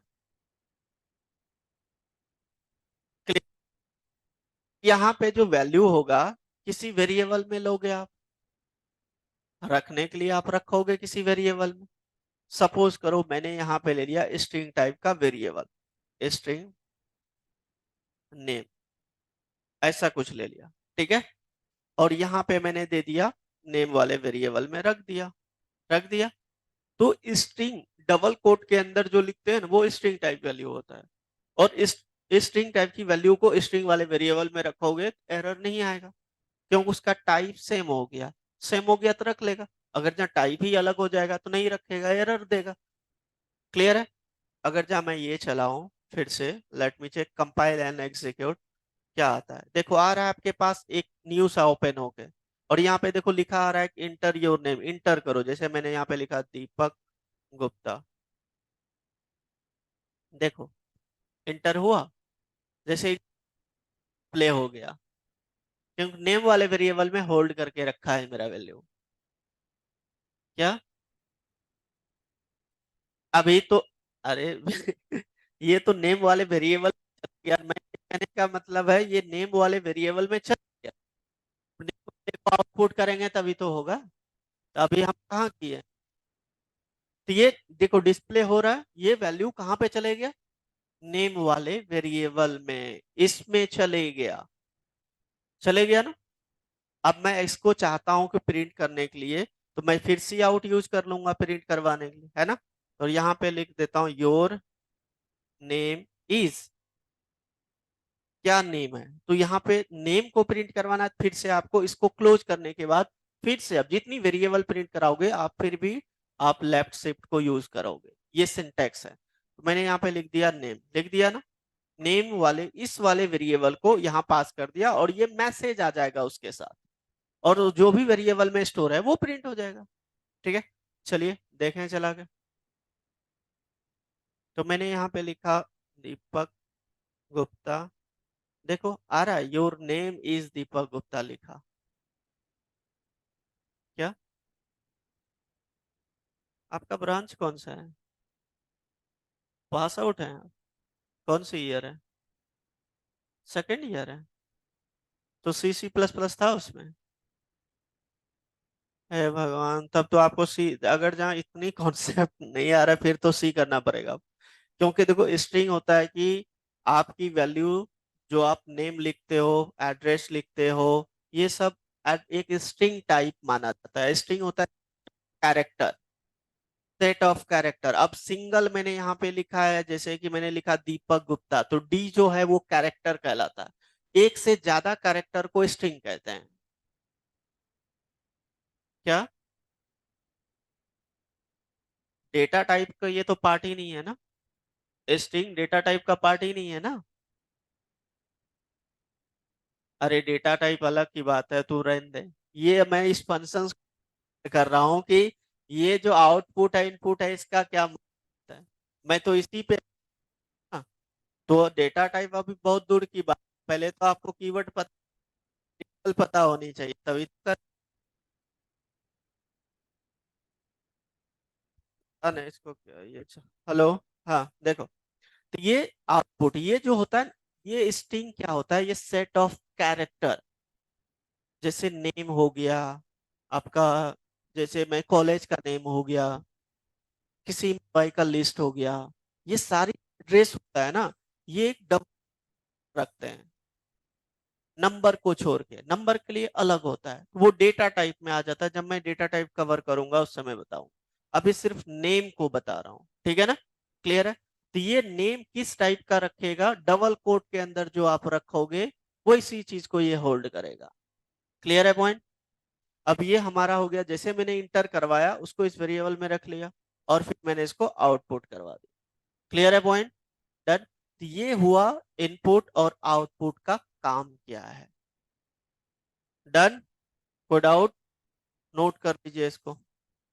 एग्जाम्पल टू लिख लेना, प्रोग्राम टू।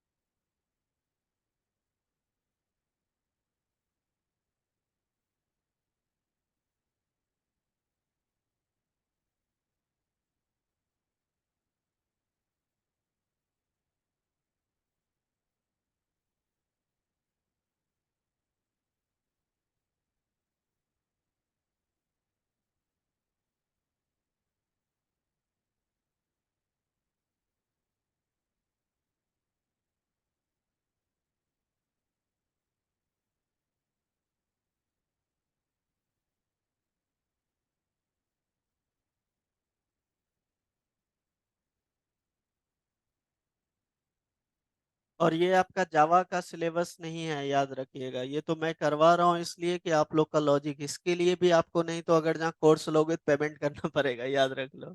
ये तो मैं करवा रहा हूँ ताकि चलो 4 7 दिन चलो लगा देते हैं, ताकि आपकी क्लियर हो जाए, ठीक है ना।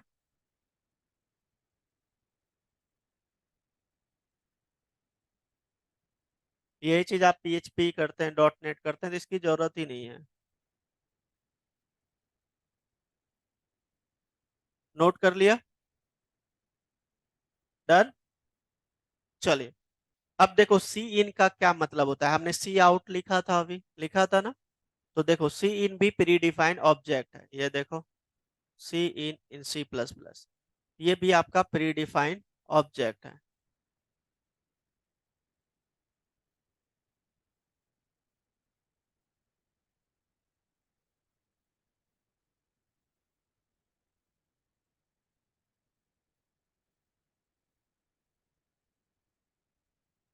देखो C in object button is use to accept the input from the standard input device. जैसे कीबोर्ड हो गया, कीबोर्ड से देते हैं वैल्यू, उसी को एक्सेप्ट करता है ना यूजर, जो वैल्यू देता है। It is defined in the इस फाइल। क्लियर है पॉइंट? नोट कर लीजिए इसको।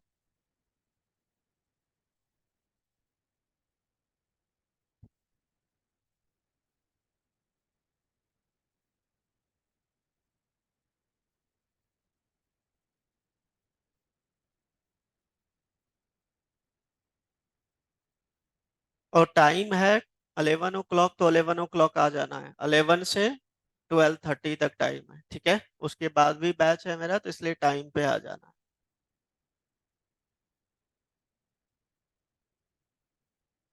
क्या हुआ?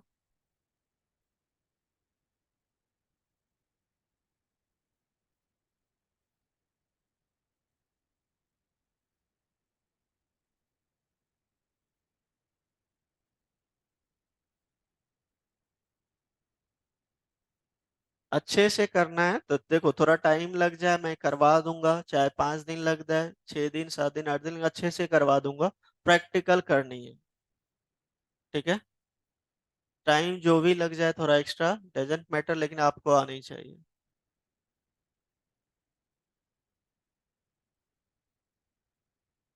उसको छोड़ दो ना, आप जावा पर हो ना, क्यों जा रहे हो पाइथन? जावा कोर्स है तो क्यों जा रहे हो?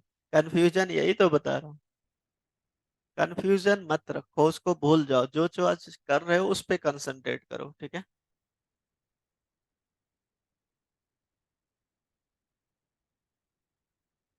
डन हो गया। चलिए ये कंप्लीट इतना करके आइएगा, रेस्ट अब हम कल डिस्कस करेंगे, ठीक है। टाइम ओवर हो गया, इतना कंप्लीट करके आइएगा, रेस्ट हम कल डिस्कस करेंगे, ठीक है। अब कल से प्रोग्रामिंग ही चलेगा। जैसे आज ने हमने बेसिक, थोड़ा टाइम लग गया बेसिक चीजें समझने में, कल से तो अब सीधे प्रोग्रामिंग करेंगे हम लोग, ठीक है ना। तो एक एक प्रोग्रामिंग देखो, पहले समझाऊंगा, फिर करवाऊंगा, फिर आपसे भी करवाऊंगा। ऐसा नहीं कि सिर्फ मैंने कहीं से कॉपी करके रखा है, पेस्ट किया, चला दिया, जाओ, ये नहीं करूंगा। मैं आपके सामने कोडिंग करके दिखाऊंगा, फिर आपको उसके अलावा मैं क्वेश्चंस दूंगा, करके दिखाना, ठीक है ना, साथ के साथ। हाँ, कल नहीं, मंडे को आप। हाँ, आपका जो रेगुलर बैचेस होती है वो होता है मंडे टू थर्सडे। अब जो आपका नेक्स्ट क्लास होगा मंडे को होगा, ठीक है ना। तो ये याद रखिए। अब सब कोई चले जाओ ग्रुप वहां पे, नितिन सर के पास। वो आईडी आपका, ग्रुप आप लोग को ग्रुप में ऐड कर देंगे, ठीक है ना। सब कोई चले जाना। डन। ओके। मंडे को मिलते हैं, इतना कंप्लीट करके आना सब कोई, ठीक है ना। ओके। बहुत सारे क्वेश्चंस करवाऊंगा, अभी स्टार्टिंग है, आज फर्स्ट डे है। मंडे से क्वेश्चंस भी दूंगा, घर के लिए भी दूंगा, ठीक है ना। नितिन सर अकाउंट ऑफिस में, नीचे नीचे अकाउंट ऑफिस में, जहाँ पे आपने एडमिशन लिया होगा ना, वहीं पे सर हैं। सर को बोलना कि मुझे ऐड कर दीजिए 11 o'clock, जो दीपक गुप्ता सर का बैच है जावा का, उसमें, ठीक है।